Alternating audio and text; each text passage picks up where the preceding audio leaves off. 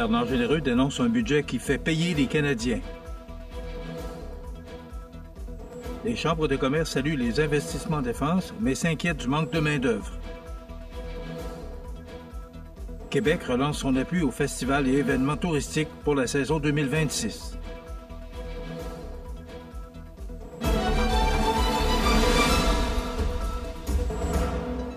Jeudi 6 novembre 2025.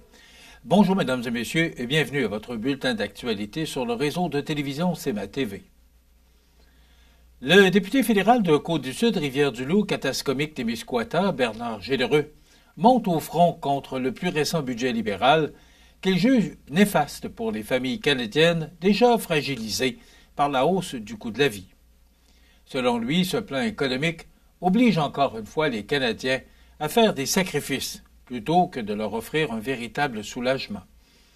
En effet, M. Généreux reproche au gouvernement Trudeau une mauvaise gestion des finances publiques qui se traduit par une inflation persistante, des taux d'intérêt élevés et une dette nationale en expansion. Les Canadiens travaillent fort, mais ils n'en retirent plus les fruits.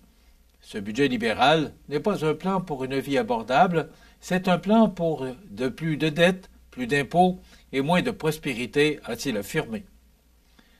Le député conservateur rappelle que les coûts de logement, d'énergie et d'alimentation continuent de grimper, rendant la vie quotidienne de plus en plus difficile. Le Parti conservateur du Canada, dit-il, propose une approche axée sur la responsabilité budgétaire et le soutien aux familles et aux entreprises. Parmi les priorités avancées par son parti, rétablir l'équilibre budgétaire pour freiner l'inflation, réduire les taxes et la bureaucratie, favoriser l'accès à la propriété pour les jeunes familles et stimuler la croissance économique en soutenant les PME. Les Canadiens méritent un gouvernement qui gère l'argent public avec prudence et respect. Nous avons besoin d'un budget abordable pour une vie abordable et non de promesses creuses et de dettes supplémentaires, a conclu Bernard Généreux, réitérant son engagement à défendre les familles et les entrepreneurs de sa région. D'ailleurs, M. Généreux sera notre invité en fin d'émission. La Fédération des chambres de commerce du Québec et la Chambre de commerce et d'industrie de la MRC de Montmagny accueillent favorablement le budget fédéral 2025 qu'elle qualifie de tournée vers la productivité et la défense dans un contexte économique incertain. Selon elle, ces mesures reprennent plusieurs recommandations formulées par le réseau des chambres de commerce, mais certains enjeux cruciaux demeurent sans réponse. Le budget prévoit notamment des investissements records dans le secteur de la défense, une initiative Acheter canadien pour les contrats publics et des incitatifs fiscaux destinés à stimuler la recherche et le développement. Et des signaux positifs selon la présidente directrice générale de la Fédération, Véronique Proulx, qui estime toutefois que les entreprises québécoises demeurent désavantagées par rapport à leurs concurrents américains en raison d'une fiscalité moins compétitive et de restrictions persistantes concernant les travailleurs étrangers temporaires. Pour sa part, le président de la Chambre de commerce de Montmagny, Jean-François Ritt, insiste sur l'importance que ces investissements se traduisent concrètement dans les régions. Le secteur manufacturier de Montmagny et de la Chaudière-Appalaches regorge d'entreprises capables de répondre aux besoins de la défense. Il faut s'assurer que nos PME profitent pleinement de ces contrats pour créer de l'emploi localement. Le budget introduit également un programme de crédit d'1 milliard de dollars pour faciliter l'accès des PME aux contrats de défense, administrés par la Banque de développement du Canada. Les chambres appellent toutefois à une bonification de la politique des retombées industrielles et technologiques afin de maximiser les retombées pour les entreprises d'ici. Elle salue aussi le lancement du Fonds pour bâtir des communautés fortes, doté de 51 milliards de dollars sur 10 ans, et rappelle que les régions du Québec devront obtenir leur juste part des 17 milliards réservés aux projets provinciaux prioritaires. La création d'un fonds souverain pour les minéraux critiques et stratégiques est vue comme un pas dans la bonne direction, bien que les détails d'approbation des projets demeurent un frein. Enfin, la Fédération québécoise des chambres de commerce et la Chambre manimontoise déplorent l'absence de mesures fiscales significatives pour alléger le fardeau des PME et dénoncent la réduction prévue du nombre de travailleurs étrangers temporaires, une décision qui, selon elles, risque de coûter cher aux entreprises manufacturières et régionales. Québec relance son appui aux festivals et événements touristiques pour la saison 2026. Tous les détails après la pause. Le restaurant Pizzeria Porto Bellissimo, un incontournable à Saint-Jean-Port-Joli. Pizza débordante de garniture, menu varié et abordable. Délicieux desserts avec des produits de grande qualité des gâteries de l'Ami. Porto Bellissimo et les gâteries de l'Ami, route de l'église à Saint-Jean-Port-Joli. Animalerie Montmagny, on aime vos félins, parfois taquins. Oui, vos chiens, même les coquins. Vos oiseaux qui chantent en duo, c'est pour l'amour des animaux. Animalerie Montmagny, pour l'amour des animaux.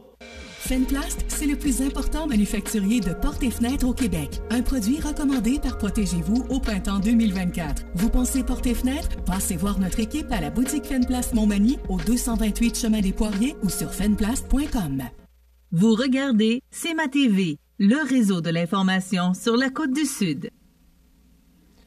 Le gouvernement du Québec invite dès maintenant les promoteurs à soumettre leurs projets dans le cadre du programme Aide financière aux festivals et aux événements touristiques pour la saison été-automne 2026.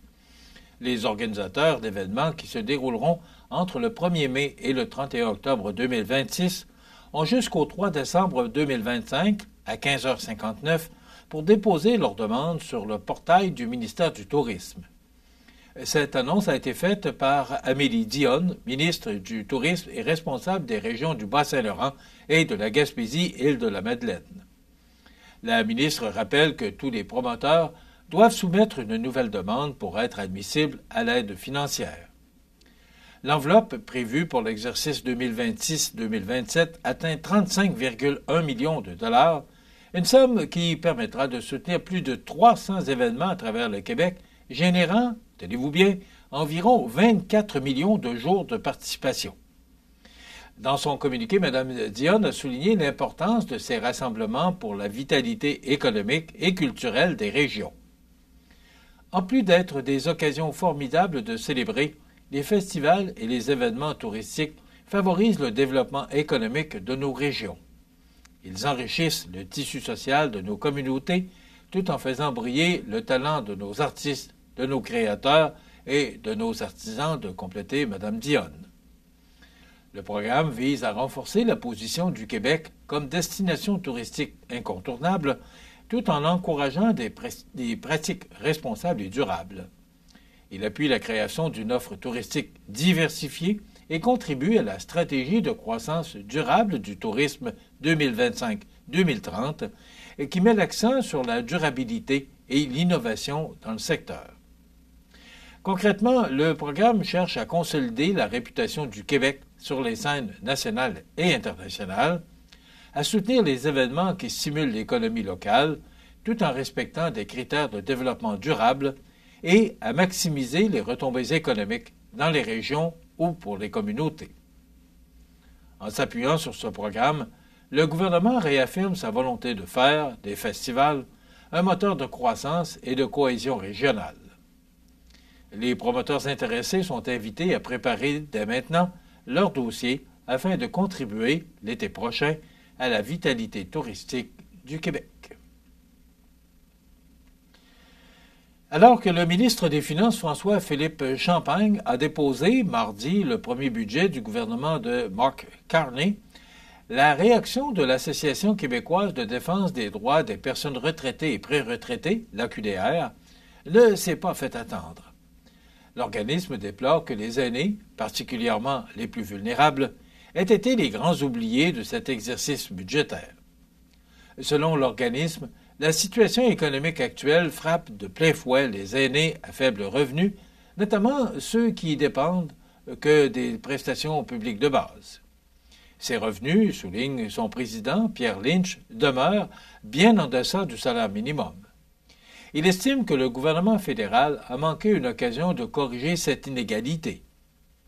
Outre quelques changements marginaux ou à portée limitée, Ottawa semble oublier que bâtir le Canada de demain, c'est aussi reconnaître la contribution de ceux et celles qui l'ont bâti, a-t-il déclaré.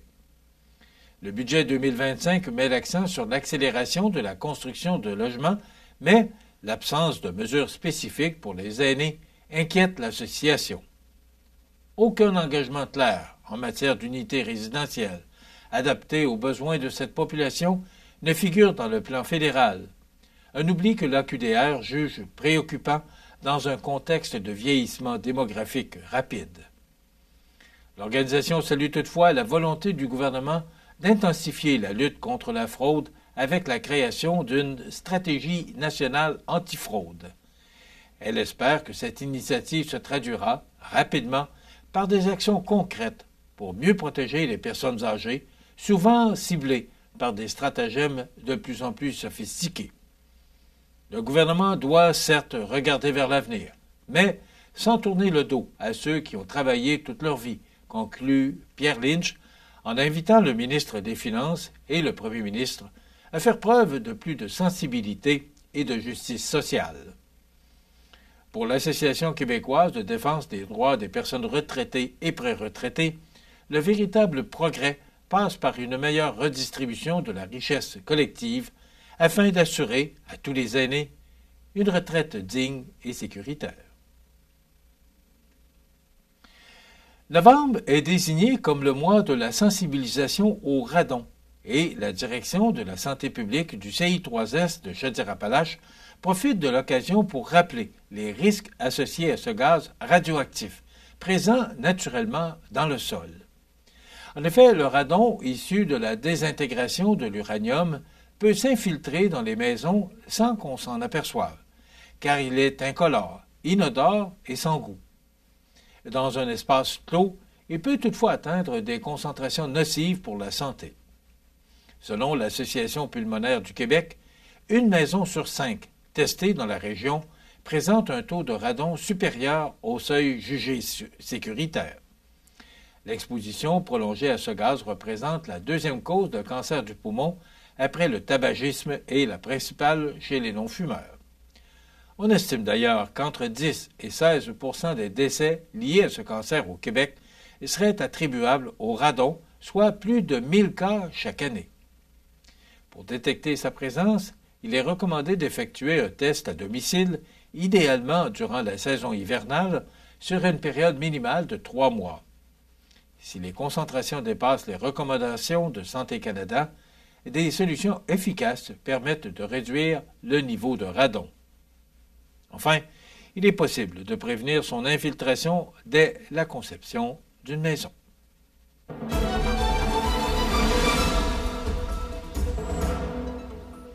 Au sport, le Caron Industrie de la Ligue junior 2A du Québec a conclu son week-end d'activité avec une victoire de 4-1 face au La Fontaine de Bellechasse.